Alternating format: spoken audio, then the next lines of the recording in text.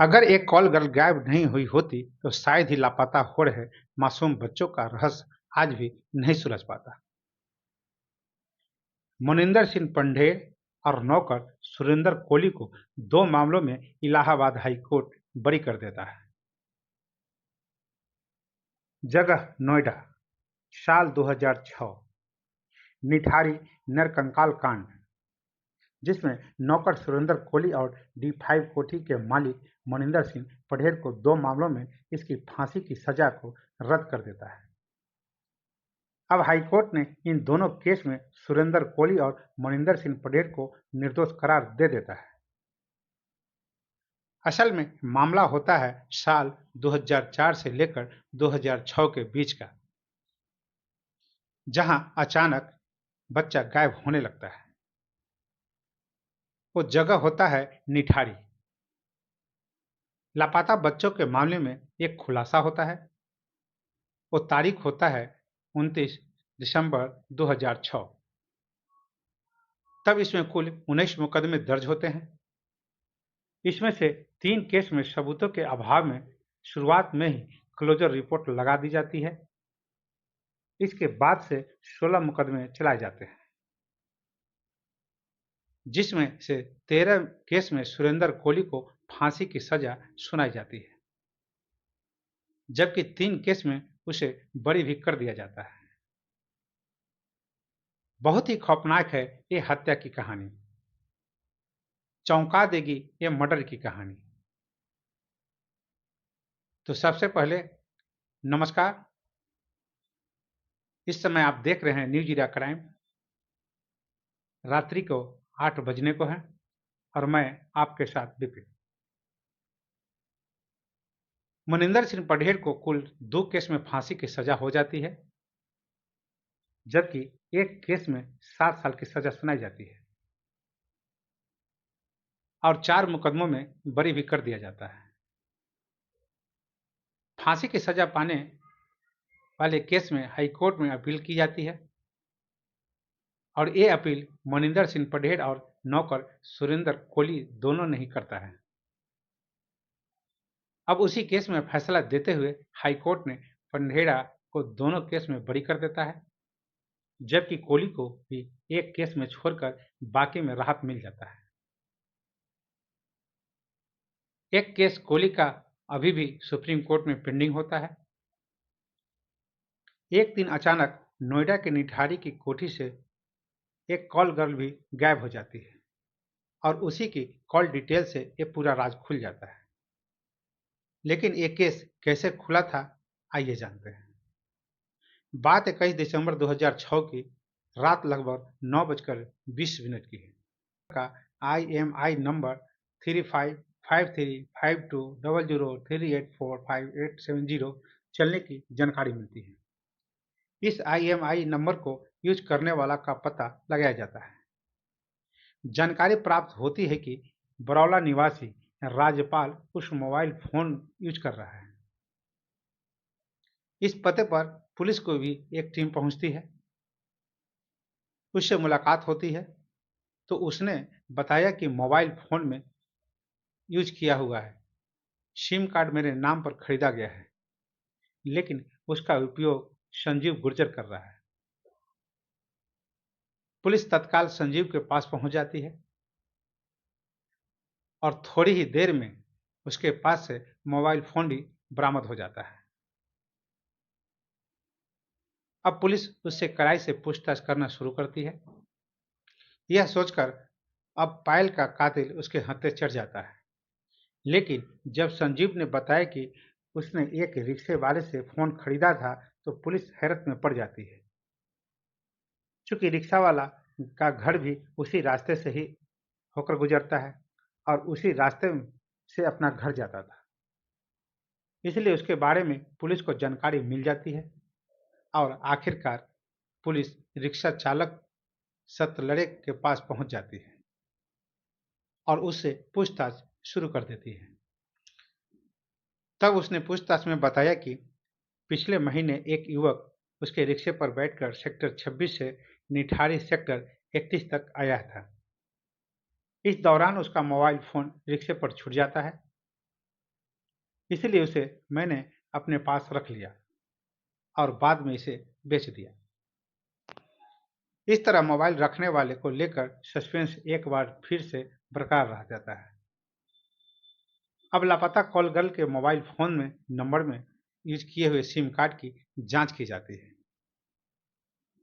तब उसमें पता चलता है कि 1 से लेकर 27 नवंबर के बीच पायल के मोबाइल फोन नंबर 9871215328 का नंबर का यूज किया जाता है। इसे सेक्टर 31 निठारी निवासी सुरेंद्र कोहली के नाम पर खरीदा गया है। घनी आबादी से घिरे निठारी में इस नाम के युवक का पता लगाना इतना आसान नहीं होता, और होता भी यही है। पुलिस पता नहीं लगा पाती है।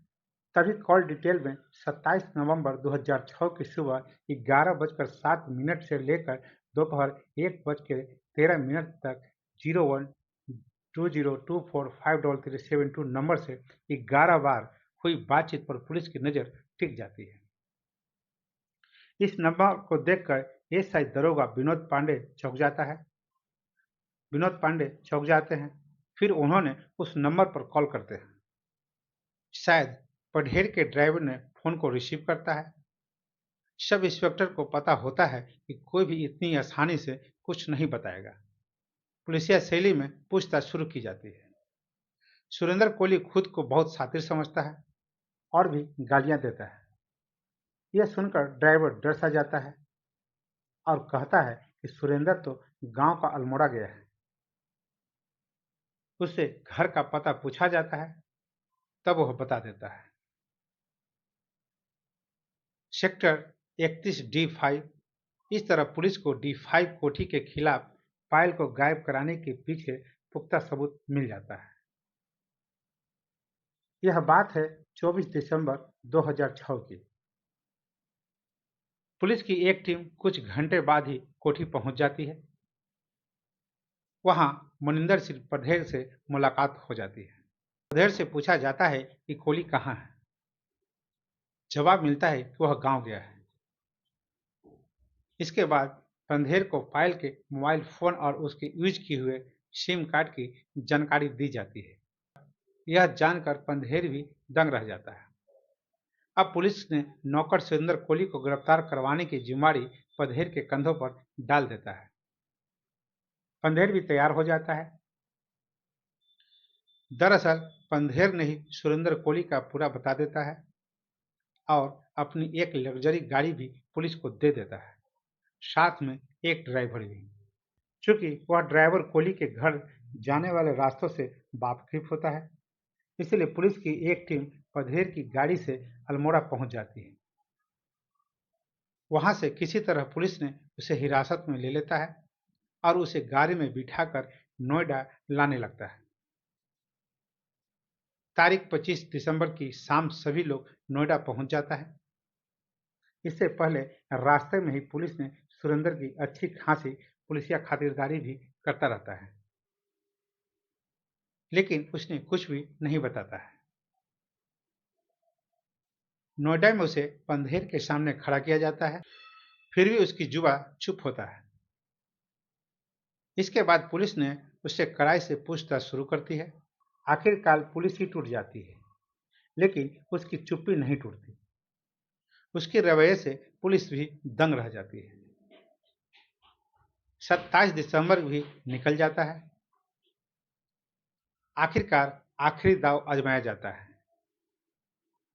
तब जाकर सुरेंद्र कोहली की जुबां खुलती है और जवाब देता है, हाँ, मैंने उस लड़की कॉल गर्ल को मार दिया।